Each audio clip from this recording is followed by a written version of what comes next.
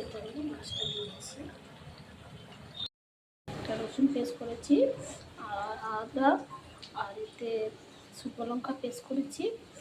এটা হলো নুন, এটা হলো গুঁড়ো লঙ্কা, এটা হলো জিরে গুঁড়ো, এটা ধনিয়া গুঁড়ো, এটা হলুদ, আর এটা গোলমরিচ গুঁড়ো।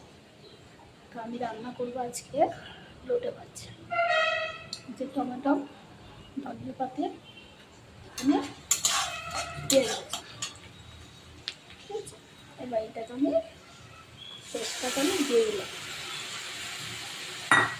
আমি দিয়ে দিলাম।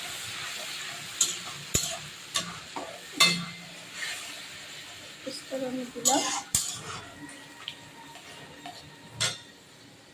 শুনে যে আমি ছিলাম মিশাল ছিল এটা, যেটা আমি বললাম গুঁড়ো লঙ্কা, হলুদ, গোলমরিচ, জিরে, ধনিয়া।